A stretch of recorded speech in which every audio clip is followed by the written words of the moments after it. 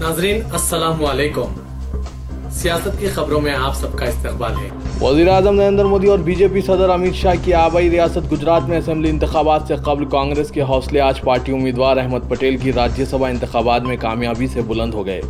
राज्यसभा की इस एक नशिस्त को वक़ार का मसला बनाते हुए बीजेपी सदर अमित शाह ने खुद इंतखाबी बिसात बिछाई थी, ताहम इन्हें करारी शिकस्त का सामना करना पड़ा है। कांग्रेस के सीनियर व सदर सोनिया गांधी के सियासी मुशीर अहमद पटेल ने बीजेपी क़यादत की तमाम तर कोशिशों के बावजूद 44 वोट हासिल करते हुए राज्यसभा की नशिस्त पर अपना कब्जा बरकरार रखा है। कांग्रेस और बीजेपी दोनों के लिए यह इंतखाब वक़ार का मसला बने हुए थे, जिसमें कांग्रेस को कामयाबी हासिल हुई। आज हुई राज्यसभा इंतखाब की पोलिंग में कांग्रेस के 2 अरकान असेंबली ने क्रॉस वोटिंग की और बीजेपी के हक़ में वोट दिया था। उन्होंने अपने बैलेट पेपर्स एक बीजेपी लीडर को दिखाए थे, जिस पर कांग्रेस ने एतराज़ करते हुए मसले को इलेक्शन कमीशन से रुजू किया और मुतालबा किया कि इन दोनों अरकान के वोट कालादिम करार दे दिए जाएं।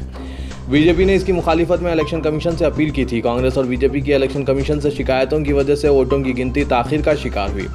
बिलाखिर कमीशन ने क्रॉस वोटिंग करने वाले कांग्रेस अरकान असेंबली के वोट कालादिम करार दे दिए, जिसके बाद वोटों की गिनती का काम शुरू हुआ और रात 1:30 बजे अहमद पटेल की कामयाबी का ऐलान कर दिया गया। आज की रायदही में जहां कांग्रेस के 2 अरकान ने पार्टी उम्मीदवार के खिलाफ वोट दिया था, वहीं जेडीयू के एक रुकने असेंबली ने अहमद पटेल की तायद में वोट दिया। इसके अलावा बीजेपी के एक रुकने असेंबली नलिन भाई कोटादिया ने भी अहमद पटेल की तायद में वोट का इस्तेमाल किया। उन्होंने रायदही के बाद सरेआम कहा कि वो बीजेपी की शिकस्त को यकीनी बनाना चाहते थे, क्योंकि पार्टी ने पट्टेदार तहफुजात के लिए कुछ भी नहीं किया था। कांग्रेस अरकान असेंबली के वोट कालादिम करार दिए जाने के बाद बीजेपी ने वोटों की गिनती रुकवाने के लिए कोशिश की, लेकिन इसकी कोशिश कामयाब नहीं हो सकी। रात 1:30 तक बीजेपी सदर अमित शाह और पार्टी के आला कायदीन मुशावरत करते रहे, लेकिन इन्हें नाकामी हाथ आई। अहमद पटेल की कामयाबी के ऐलान के साथ ही गुजरात में कांग्रेस कायदीन और कारकुनों ने जश्न मनाना शुरू किया। बड़े पैमाने पर आतिशबाजी की गई। अपोजिशन जमातों ने मुख्तलिफ शाम के 500 और 2000 करेंसी नोटों की तिबात का इल्ज़ाम आयद करते हुए इसको सदी का सबसे बड़ा स्कैम करार दिया और इस मसले पर अपोजिशन की हंगामा आरई के सबब राज्यसभा की कार्रवाई दरहम बरहम हो गई। हुकूमत ने जवाबी वार करते हुए कांग्रेस और तृणमूल कांग्रेस को सख्त तनकीद का निशाना बनाया और इल्ज़ाम आयद किया कि वो मफरूज़ा व मज़मूम मसाइल उठा रहे हैं और इस किस्म के दावों से मुल्क में उलझन पैदा कर रहे हैं। ऐवान में कांग्रेस और तृणमूल कांग्रेस के अरकान ने इस मसले पर बिलावक्फा शोरगुल और नारेबाजी की, जिसके नतीजे में इजलास को 6 मरतबा मुलतवी किया गया। 7वें मरतबा इजलास के आगाज़ के बाद ही हंगामा आरई जारी रही, जिसके पेश नज़र दोपहर 2:30 बजे ऐवान की कार्रवाई दिन भर के लिए मुलतवी कर दी गई। यहाँ ये वाक़ा भी नुमायाँ अहमियत का हामिल रहा कि जेडीयू के शरद यादव ने अपोजिशन जमातों का साथ दिया, हालांकि इनकी पार्टी अब बीजेपी के ज़ेर क़यादत एनडीए का हिस्सा बन चुकी है। वज़ीर फाइनेंस अरुण जेटली ने कहा कि कांग्रेस कोई नोटिस दिए बगैर वक्फे सिफर की कार्रवाई को रोकने के लिए शरपसंदी के साथ गैर ज़रूरी मसाइल उठा रही है।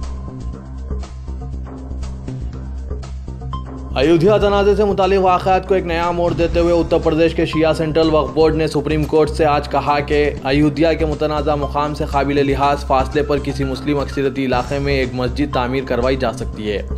शिया सेंट्रल वक्फ बोर्ड ने अदालत उज़्मा में एक हलफनामा दाखिल करते हुए कहा कि बाबरी मस्जिद का मुकाम शिया वक्फ बोर्ड की मिल्कियत है, चुनांचे इस तनाज़े के दोस्ताना और खुशगवार हल के लिए सिर्फ वही मुज़ाकरत के मिजाज हैं। 30 सफ़ात पर मुश्तमिल इस हलफनामे को नुमायाँ अहमियत हासिल हो गई है, क्योंकि इस मुकदमे में अराजी के तनाज़े पर इलाहाबाद हाईकोर्ट के फैसले को चैलेंज करते हुए दायर की गई अपीलों की तेज़ रफ्तार समाअत से सुप्रीम कोर्ट के इत्तेफाक के चंद दिन बाद शिया सेंट्रल वक्फ बोर्ड ने यह हलफनामा दाखिल किया है।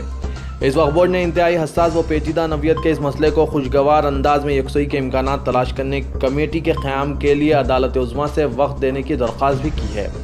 सुन्नी सेंट्रल वक्फ बोर्ड की तरफ से इख्तियार करदा मौक़िफ़ की मज़म्मत करते हुए इसने कहा कि बाबरी मस्जिद चौंके शिया वक्फ बोर्ड की जायदाद है, चुनांचे सिर्फ यूपी का शिया सेंट्रल वक्फ बोर्ड ही किसी पुरअमन हल पर पहुँचने के लिए दीगर फरीक़ों से मुज़ाकरत करने का मिजाज व मुस्तहिक़ है। हलफनामे में मजीद कहा गया है कि जवाब देने वाला शिया वक्फ बोर्ड इस नज़रिए का हामिल भी है कि मर्यादा पुरुषोत्तम श्री राम के इंतहाई मुक़द्दस जाए पैदाइश से काबिल लिहाज दूरी पर किसी मुस्लिम अक्सरियती इलाके में मस्जिद कायम की जा सकती है। अदालत उज़्मा में ज़ेर दौरान इस मुकदमे में शिया वक्फ बोर्ड भी एक फ़रीक है। चीन ने तातुल के खात्मे के लिए डोकलम से अपनी फ़ौज की फिलफौर मुकम्मल वापसी के लिए हिंदुस्तान के मुतालबे को आज मुस्तरद कर दिया और उल्टा वार करते हुए हैरत के साथ दरियाफ़्त किया कि हिंदुस्तान उस वक्त क्या करेगा जब चीनी फ़ौज उत्तराखंड के इलाके काला पानी या कश्मीर में दाखिल हो जाएगी। सिक्किम सेक्टर के डोकलम इलाके में चीनी फ़ौज को सड़क तामीर करने से हिंदुस्तानी फ़ौज ने रोक दिया था, जिसके बाद इस मुकाम पर दोनों मुल्कों की फ़ौजें गुज़िश्ता 50 दिन से एक दूसरे के मुतक़ाबिल हैं। और सूरत हाल तातुल पजीर हो गई है। गुज़िश्ता इंतखाबात में कामयाबी के बाद मुल्क को कांग्रेस से पाक करने का नारा देने वाली बीजेपी ऐसा लगता है कि अब इस नारा और इस पर अमल को वुसअत देते हुए अपोजिशन से पाक हिंदुस्तान के क़याम और एक जमाती तसल्लुत को यकीनी बनाने के मंसूबों पर अमल पेरा हो गई है। ताज़ा तरीन इत्तलात के मुताबिक बीजेपी ने कई रियासतों में मुखालिफ जमातों में इन्हराफ करवाते हुए फ़ायदा उठाने के बाद अब तेलंगाना में TRS को निशाना बनाने का फैसला कर लिया है और इसके मुताबिक अमली कोशिशें भी शुरू हो चुकी है। तफसीलात के बमुजिब रियासती अवाम के हक़ में वज़ीर आला का मौक़िफ़ क्या बीजेपी की क़यादत को खटकने लगा है। वज़ीर आला तेलंगाना के चंद्रशेखर राव के हालिया फैसले और रियासत के हक़ में अदालत से रुजू होने का फैसला TRS के लिए महंगा साबित होगा, क्योंकि ताकत और दौलत के दम पर मुखालिफिन को लालच और ओहदों की पेशकश के ज़रिए राग़िब करने की बीजेपी की पॉलिसी तेलंगाना में भी शुरू हो गई है। मौसूल ज़राए के मुताबिक तेलंगाना के साबिक़ और मौजूदा 6 अरकान पार्लियामेंट से बीजेपी के सदर ने राब्ता कायम कर लिया है। सरमायादारों और सनतकारों की मर्जी व मंशा को तरजीह देने वाली क़यादत के बजाय अवामी मफादात को अहमियत देने वाले चंद्रशेखर राव अब बीजेपी को खटक रहे हैं। NDA का हिस्सा न होने के बावजूद मरकज़ की कई पॉलिसियों पर रजामंदी जाहिर करने वाले KCR शायद अब बीजेपी के मुखालिफिन की फहरिस्त में आ गए हैं।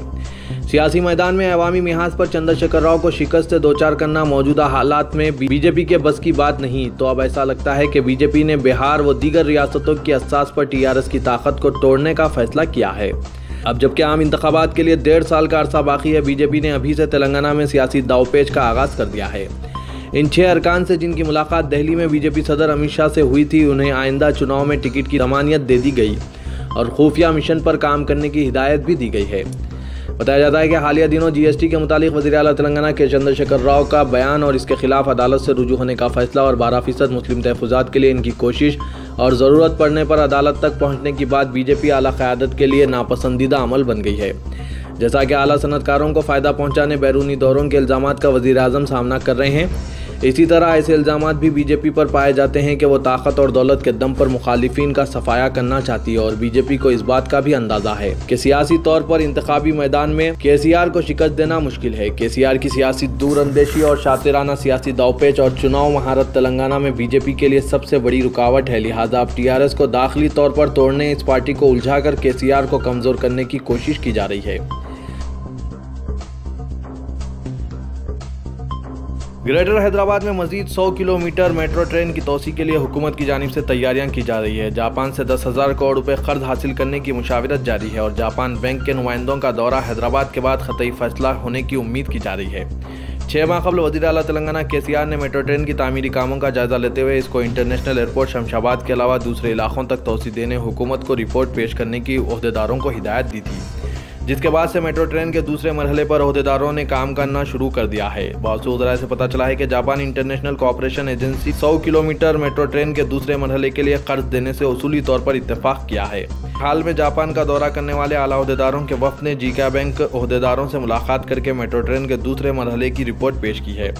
इस प्रोजेक्ट पर कितना कर्ज दिया जा सकता है, इसका जायजा लेने जीका बैंक के ओहदेदारों का एक वफ़द जल्द हैदराबाद का दौरा करेगा, जिसके बाद मेट्रो ट्रेन की तोसी से मुतालिक तस्वीर साफ हो जाने का इम्कान है।